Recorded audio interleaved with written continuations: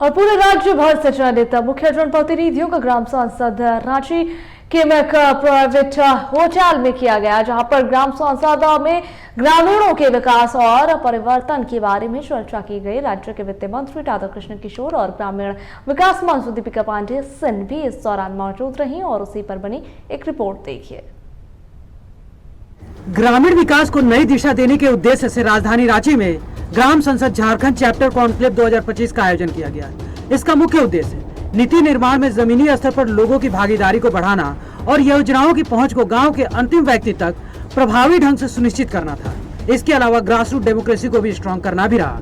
दिन भर चले इस कार्यक्रम में राज्य भर से आए पंचायत प्रतिनिधियों, सामाजिक कार्यकर्ताओं, प्रशासनिक अधिकारियों और विशेषज्ञों ने अपने अपने विचार व्यक्त किए। इस दौरान सामाजिक कार्यकर्ता ब्रिजेश शर्मा ने ग्राम संसद झारखंड समेत 5 राज्यों में काम कर रही है 1300 से ज्यादा ग्रामीण जनप्रतिनिधि जुड़े हुए हैं, इसका व्याख्यान दिया।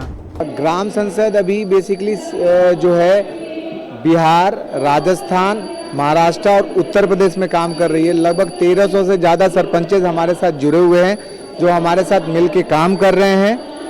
हम उनके साथ पंचायत में जो राज्य सरकार की योजनाएं और जो भारत सरकार की योजनाएं वो कैसे क्रियान्वित हो और कैसे धरातल पे पहुंचे, कैसे ग्राम सभा का आयोजन किया जाए और कैसे पंचायत सशक्त बने और सेल्फ इंडिपेंडेंट बने, कैसे पंचायत OSR जनरेट करे, हमारी संस्था उसमें काम करती है और सब लोग हम मिलजुल के उनके साथ काम करते हैं। वहीं जनप्रतिनिधि निर्मल सोरेन ने वर्तमान में पंचायत का बजट कम होने पर नाराजगी भी जताई। देखिए, ग्राम पंचायत जो है, ग्राम पंचायत में है निचले कुचले स्तर के लोग रहते हैं।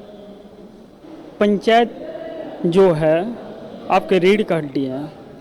पंचायत में जैसे जन कल्याणकारी योजना अंतिम से अंतिम व्यक्ति तक पहुंचाना है, ये प्राथमिकता मुखिया को है। हम लोग झिलते हैं छोटे छोटे बातों पर, कई भी कुछ छोटे छोटे कार्य जो होते हैं, सरकार की जो योजना होते हैं उसको धरातल में उतारना है। वहीं वित्त मंत्री राधाकृष्ण किशोर ने कहा कि केंद्र और राज्य सरकारें सामाजिक आर्थिक रूप से मजबूत करने के लिए कई सारी योजनाएं चला रही हैं, लेकिन योजनाओं में शुद्धता होनी जरूरी है।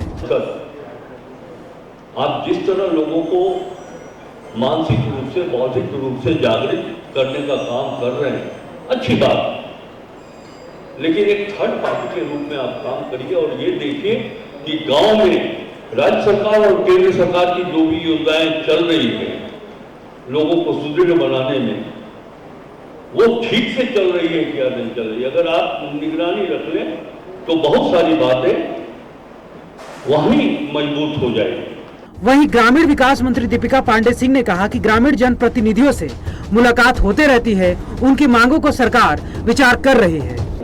आप जब इन प्रतिनिधियों से बात करेंगे तो आप महसूस कर पाएंगे कि महागठबंधन की सरकार ने गांव के लोगों की जो मांग रही है, उनकी आवश्यकताएं रही हैं, उसको ज़्यादा से ज़्यादा करने का काम किया है। बात चाहे ग्रामीण सड़क की हो या फिर अबुआ आवास की हो, समूह के माध्यम से बहनों को जोड़ करके स्वरोजगार से उन्हें जोड़ने की बात हो, उनके आर्थिक सशक्तिकरण की बात हो, हम लोगों की सरकार ने इन सभी चीजों पर काम किया है। कार्यक्रम के दौरान यह संकल्प लिया गया कि इस प्रकार के ग्राम संसद अब राज्यों के विभिन्न जिलों और प्रखंडों में नियमित अंतराल पर आयोजित की जाए।